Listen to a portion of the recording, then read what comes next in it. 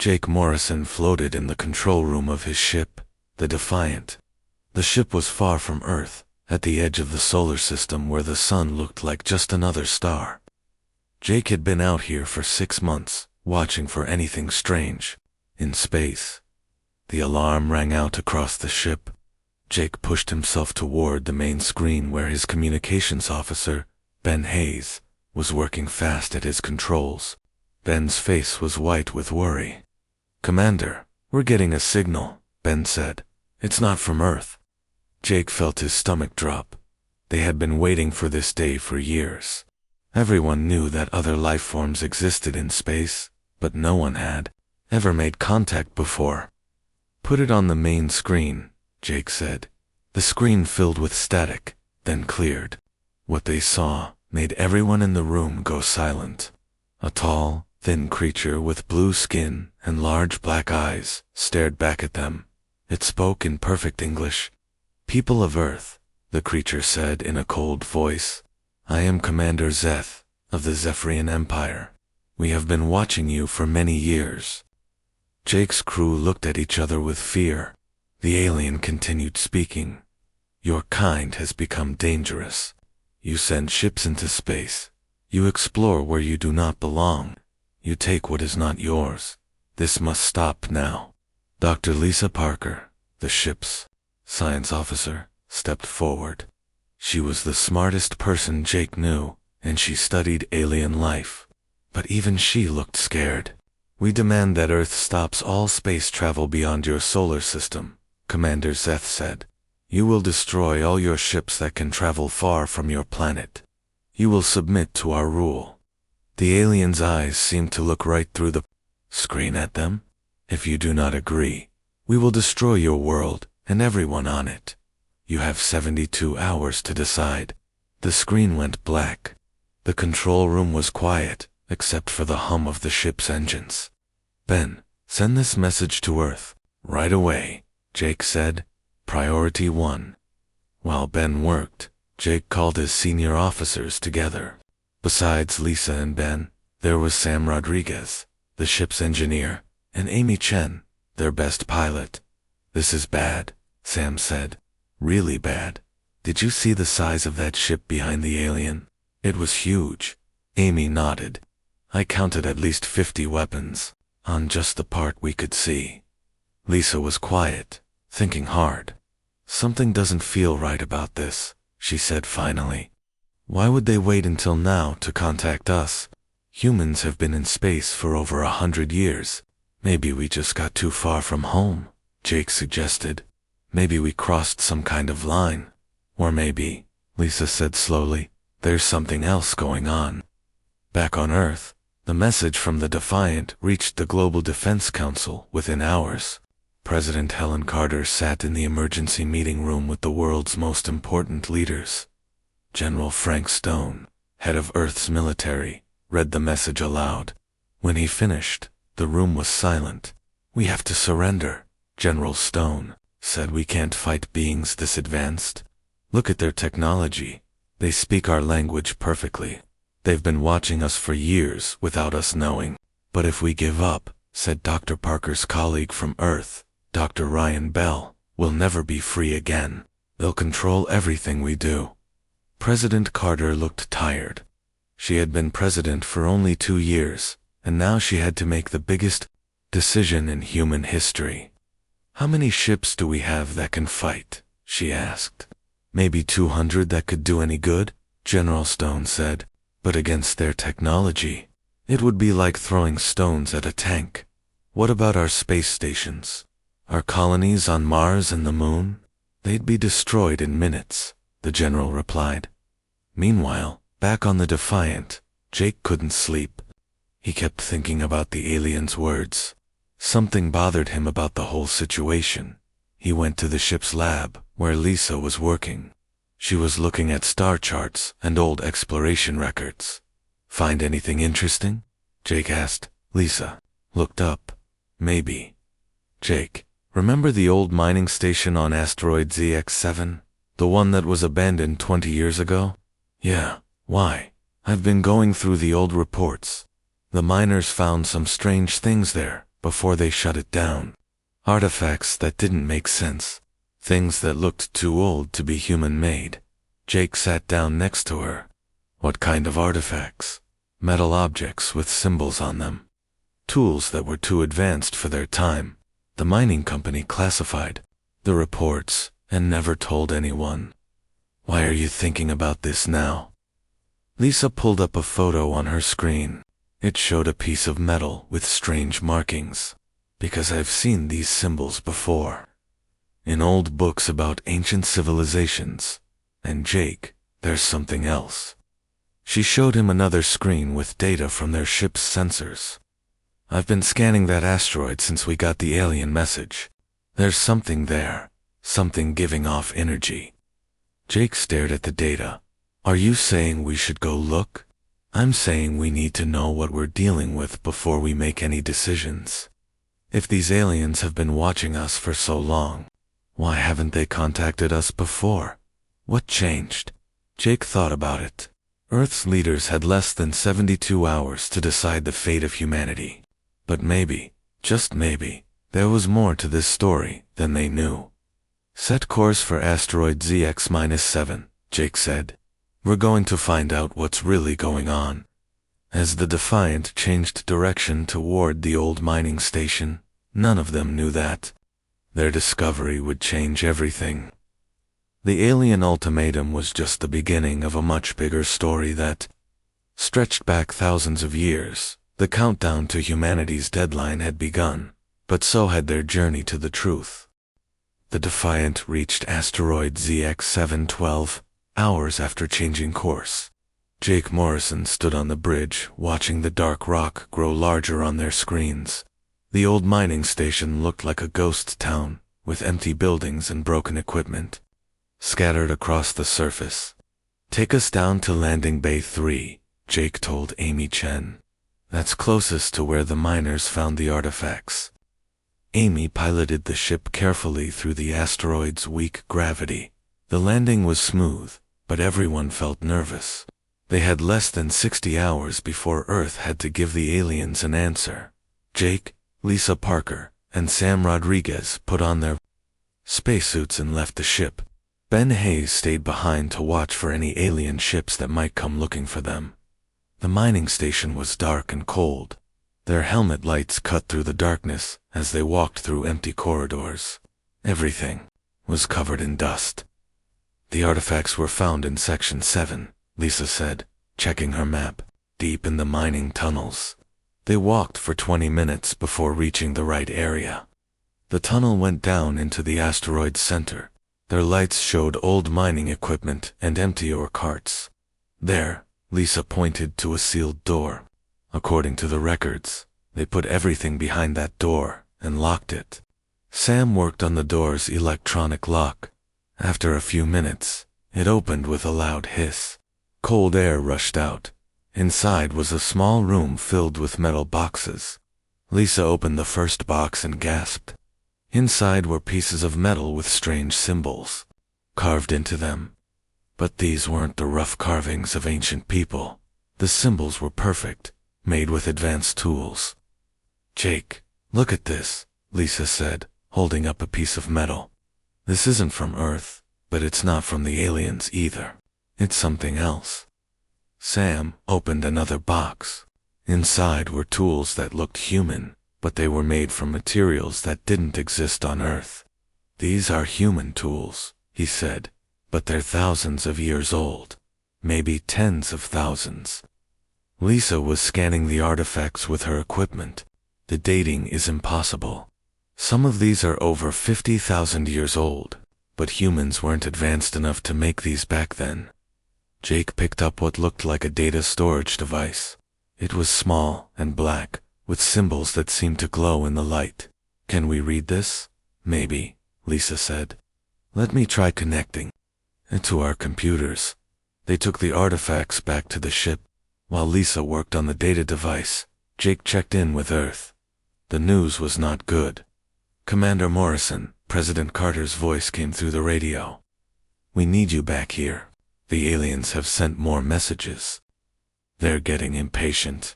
What kind of messages? Jake asked. Threats. They're showing us images of other planets they've destroyed. Dead worlds, burned cities. They want us to know they're serious. Jake looked at Lisa, who was still working on the alien device. We might have found something important here. Give us a few more hours. We don't have hours, the president said. The whole world is in panic. People are rioting in the streets. Some countries want to surrender immediately. Trust me, Jake said. This could change everything. After the call ended, Lisa called Jake over to her computer. I got it working, she said. Jake, you need to see this. The screen showed what looked like a star map, but it was different from any map they had seen before. It showed Earth, but it also showed hundreds of other worlds marked with human symbols. This can't be right, Jake said. Humans have never been to these planets. Lisa pointed to different parts of the map. Look at the dates. This map is over 50,000 years old. It shows human settlements on worlds we've never heard of. Sam looked over their shoulders. Are you saying humans lived on other planets before we lived on Earth? I'm saying humans might not be from Earth at all, Lisa said quietly. The idea was so shocking that nobody spoke for a moment. Then Lisa continued working on the device. More information appeared on the screen. It's a history file, she said, and it's in ancient human language, but I can read some of it. The file told an incredible story. Long ago, humans had lived on many worlds across the galaxy. They had built great cities and traveled between stars. But then something happened, a war, an enemy that destroyed world after world. The Zephyrians, Lisa read from the screen. They came from the dark regions of space. They destroyed our worlds, one by one. Some humans escaped. They hid on primitive worlds.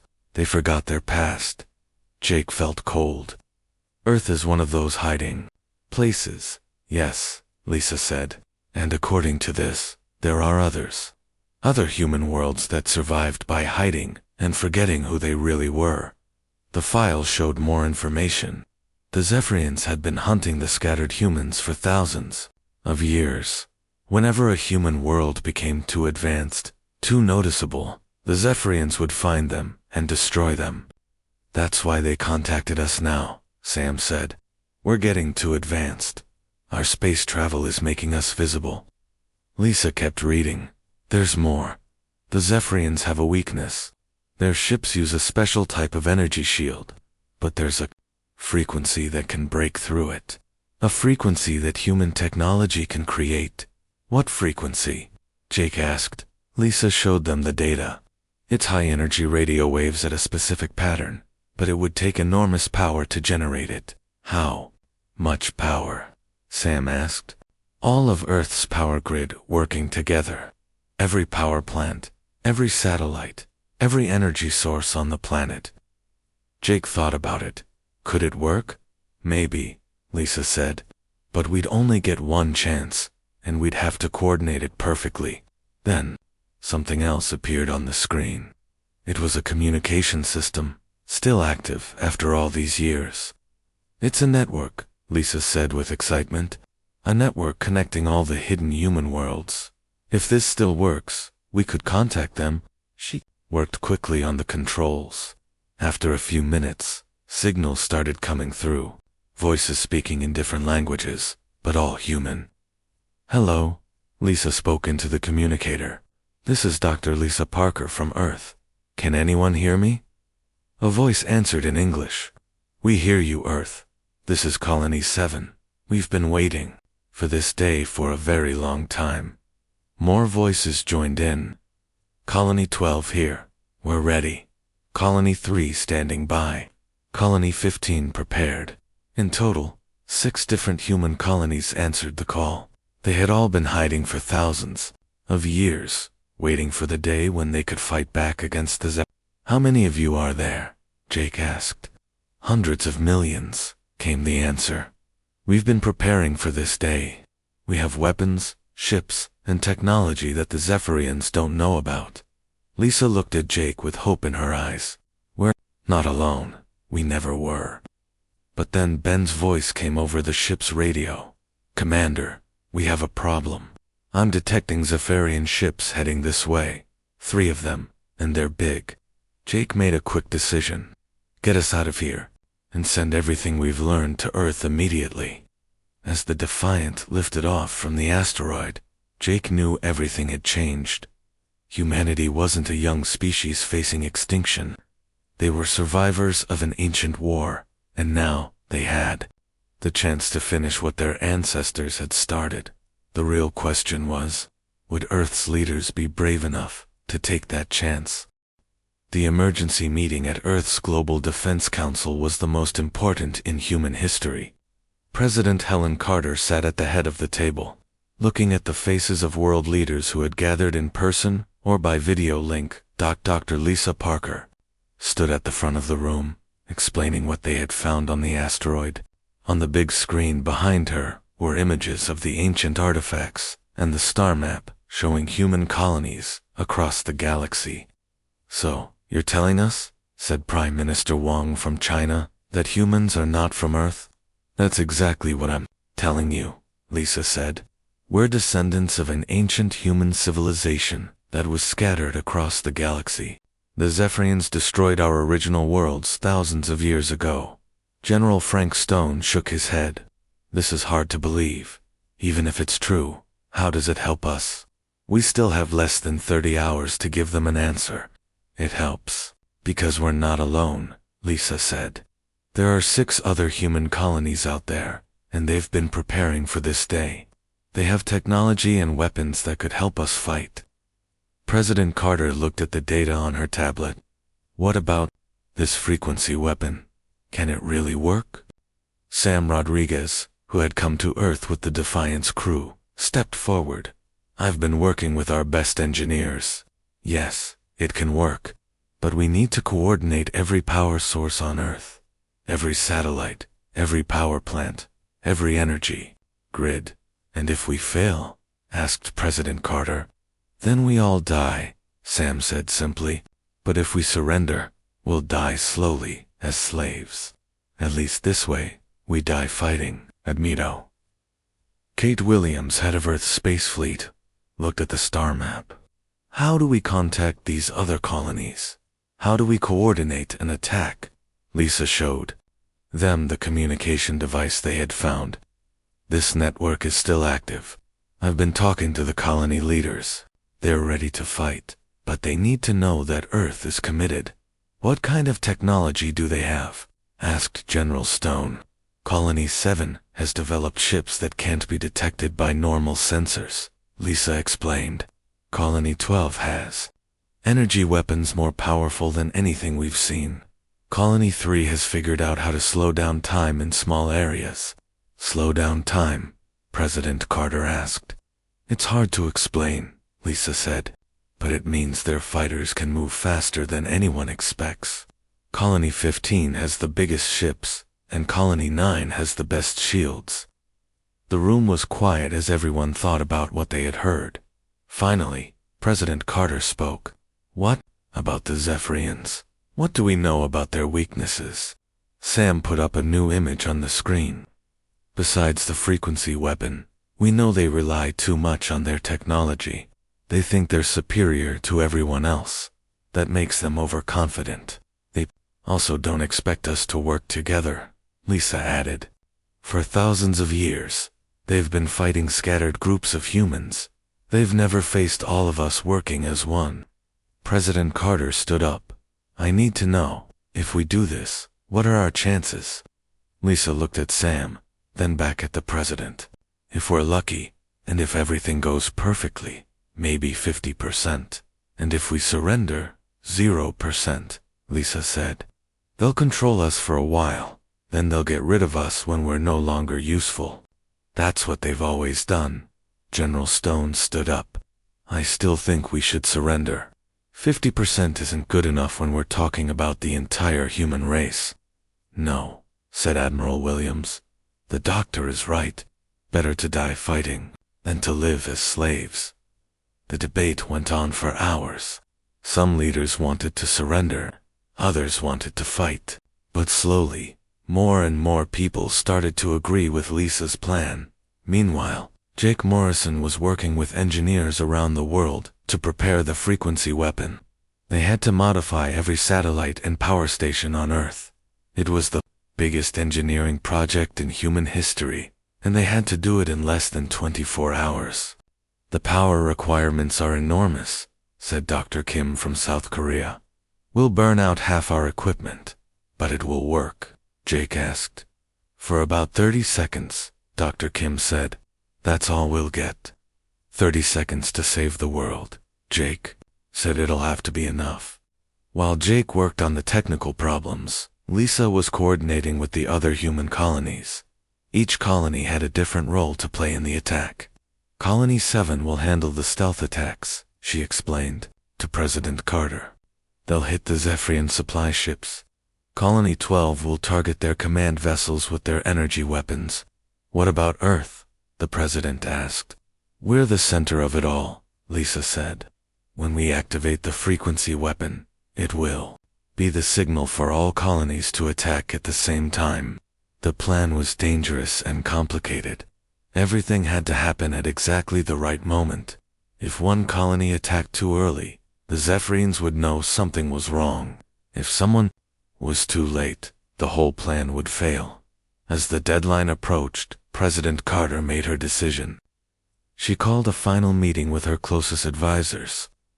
General Stone, I know you disagree with this plan, she said, but I'm not going to let humanity go quietly into slavery. We're going to fight.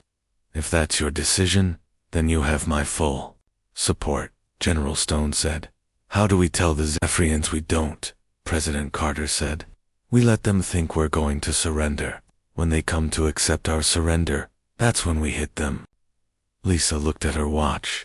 The Zephyrian fleet will be here in 6 hours. All the colonies are ready. The frequency weapon is ready. What about the people of Earth? Asked Admiral Williams. They deserve to know what's happening, President Carter nodded. We'll tell them, but not until the last minute. We can't risk the Zephyrians finding out about our plan. As the meeting ended, everyone knew that the next few hours would determine the future of humanity. They were about to attempt something that had never been done before, a coordinated attack across multiple star systems. All happening at the same time. Jake Morrison looked out at the stars and thought about their ancestors. Thousands of years ago, humans had been scattered across the galaxy, forced to hide and forget who they were. Now, for the first time in millennia, they were going to fight back as one people. The Zephyrians had made one mistake. They had given humanity time to discover the truth about themselves. And now, they were about to learn that scattered seeds could grow into a mighty forest. The countdown had begun. In a few hours, the galaxy would never be the same again.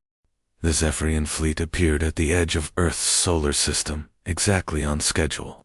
Jake Morrison watched from the bridge of the Defiant as hundreds of massive alien ships moved toward Earth like a dark cloud blocking out the stars. My God, whispered Amy Chen. There are so many of them. The alien ships were huge, each one 10 times larger than Earth's biggest warship. They moved in perfect formation, their dark hulls gleaming with energy shields and weapons that could destroy entire cities. On Earth, President Helen Carter stood in the emergency broadcast center. In 1 hour, she would deliver the most important speech in human history. But first, she had to make sure everyone was ready. General Stone, are all our military units in position? She asked. Yes, ma'am. Every ship, every satellite, every power station is ready. We're as prepared as we can be. Dr. Lisa Parker was monitoring the communications with the other human colonies. All colonies report ready, she said. They're waiting for our signal. Sam Rodriguez checked his equipment one more time. The frequency weapon is ready. When you give the word, we can generate the pulse. Admiral Kate Williams was coordinating with Earth's space fleet. Our ships are spread out across the system. We can't match their firepower, but we can cause confusion. The Zephyrian fleet stopped just outside Earth's atmosphere. Their lead ship was massive, bigger than a city. A communication signal came through to Earth.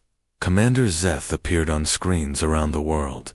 "People of Earth," he said in his cold voice, "your time is up. Have you decided to surrender?" President Carter looked at her advisors. This was the moment they had all been waiting for. In a few minutes, she would either save humanity or doom it forever. "Put me through to the world," she said. Every television, radio, and computer screen on Earth showed President Carter's face. People in every country stopped what they were doing to listen. "My fellow humans," she began. "For the past 3 days, we have faced the greatest threat in our history. The Zephyrians have demanded our surrender, and they have given us a choice: become their slaves or die." Around the world, people held their breath. But today, we learned something that changes everything. We learned that we are not alone. We learned that humans have lived among the stars for thousands of years, and that we are the children of a great civilization that was scattered across the galaxy. On the Zephyrian command ship, Commander Zeth was watching the broadcast with interest. He had expected the humans to announce their surrender. Instead, they were talking about ancient history. "Today, we have contacted our brothers and sisters on other worlds," President Carter continued. "Today, we learned that the Zephyrians have been hunting us for millennia, destroying our worlds one by one, but they made one mistake. They let us survive long enough to find each other again." Commander Zeth realized something was wrong. "All ships, prepare for immediate attack," he ordered, but it was too late. "To the Zephyrians who are listening," President Carter said, looking directly into the camera, "you have doomed yourselves, not because you awakened sleeping giants, but because you never learned that scattered seeds can grow into mighty forests." At that moment, Sam Rodriguez activated the frequency weapon. Every power plant on Earth, every satellite, every energy source worked together to create a massive pulse of energy. The pulse spread out from Earth at the speed of light, hitting the Zephyrian fleet with invisible force. The effect was immediate and devastating. The energy shields on the alien ships began to flicker and fail. Explosions erupted across their hulls as their own weapons overloaded. "Now," President Carter shouted into her communicator, "all colonies, attack." Across the galaxy, the scattered human colonies struck at the same time. Colony 7's invisible ships appeared suddenly next to Zephyrian bases, firing weapons that the aliens couldn't see coming. Colony 12's energy weapons cut through Zephyrian ships like knives through paper.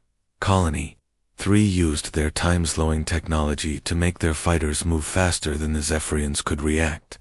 Colony 15's massive ships came out of hiding and began destroying Zephyrian strongholds. Jake Morrison led Earth's space fleet in the attack on the alien ships near Earth without their shields. The Zephyrian vessels were vulnerable. Human ships that had seemed tiny next to the alien giants were now able to fight back. "Target their command ship," Jake ordered. "If we can take out their leader, the rest might retreat." The battle was fierce. The Zephyrians had more ships and bigger weapons, but they were confused and disorganized. They had never faced a coordinated attack from multiple star systems at the same time. Commander Zeth's ship was under heavy fire. His bridge was filled with smoke and sparks. "How is this possible?" he demanded. "They are primitive. They have no technology." "Sir," one of his officers said, "we're getting reports from across the galaxy. Human forces are attacking all our bases simultaneously." "That's impossible," Zeth said. "We destroyed all their worlds thousands of years ago." "Apparently not all of them," the officer replied. "On Earth, the frequency weapon was burning out power grids across the planet, but it was working. The Zephyrian fleet was in chaos. Some ships were trying to retreat, others were exploding as their damaged systems overloaded. We're losing power," Sam Rodriguez reported. "The weapon is drawing too much energy. How much longer can we maintain it?" President Carter asked. "Maybe 5 more minutes," Sam said. "Then our power grid will be completely destroyed." "That's enough," Admiral Williams said over the radio. "Their fleet is breaking apart. We're winning." But the battle wasn't over yet. Commander Zeth's ship was still intact, and he was preparing to fire his most powerful weapon at Earth's surface. "If we cannot have this world," he said, "then no one can." Jake Morrison saw what was happening. "All ships, protect Earth. Stop that command ship."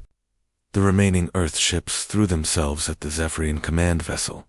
It was a desperate move, but it worked. The combined firepower of Earth's fleet finally broke through the command.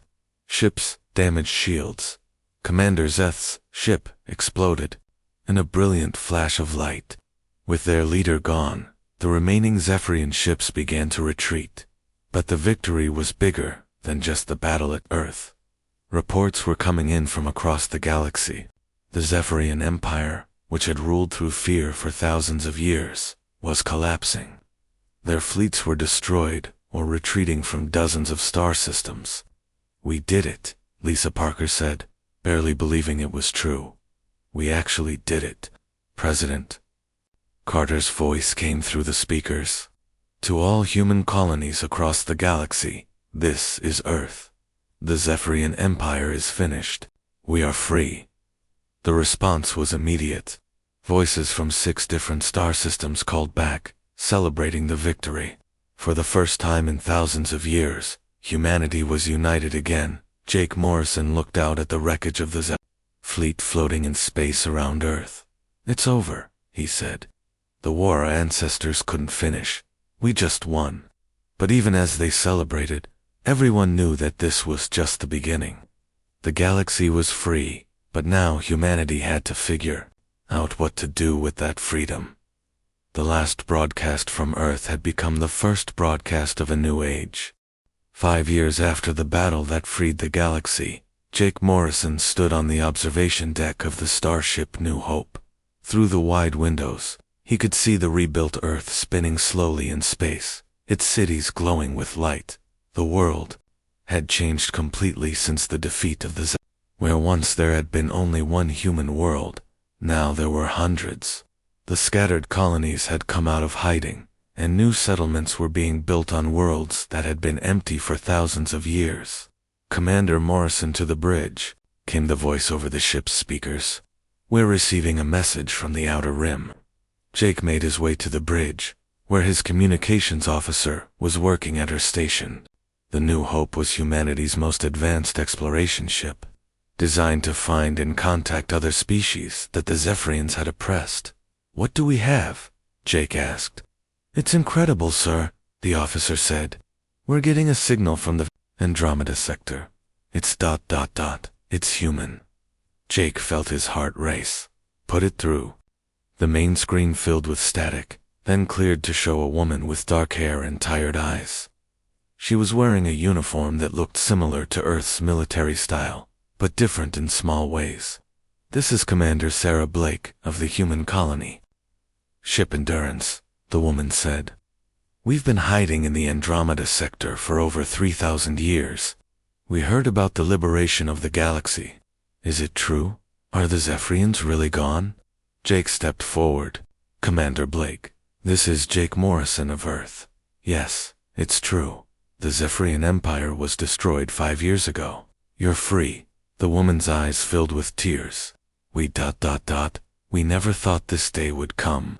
We have over 10 million people here, living on 12 different worlds. We've been so afraid for so long. You don't need to be afraid anymore," Jake said. "Welcome back to the human family." This was the 47th group of hidden humans that Jake's ship had found. Each discovery was amazing, but this was the largest colony yet. It meant that humanity was even more widespread than anyone had imagined. Back on Earth, Dr. Lisa Parker was working in her new job as the first human ambassador to the Galactic Council. The council met on a space station near the center of the galaxy, where representatives from dozens of species worked together to rebuild their worlds. The Zephyrians kept records of everything, Lisa explained to a group of alien ambassadors. "We've found the locations of over 300 species that were destroyed or enslaved. Some of them might still have survivors." The ambassador from the Kellen species, a tall being with green skin and 4 arms, nodded thoughtfully. My people have legends about the time before the Zephyrians came. We thought they were just stories. Many of them are probably true, Lisa said. The Zephyrians ruled through fear and lies. They made everyone believe they were alone, that resistance was impossible. The Galactic Council had been formed to make sure nothing like the Zephyrian Empire could ever happen again. Representatives from every free species worked together to share technology, knowledge, and resources. The humans have shared their frequency weapon technology with us, said the ambassador from the Vrex, a species that looked like giant insects. Our scientists are working on improvements that will make it even more effective. And the Tulian shipyards are building new exploration vessels based on human designs, added another ambassador. We're going to search every corner of the galaxy for survivors. Meanwhile, on Earth, President Carter was meeting with the leaders of the human colonies. The meeting was held in the same room where they had planned the attack on the 5 years earlier. Our population across the galaxy is now over 2 billion, reported the leader of Colony 7.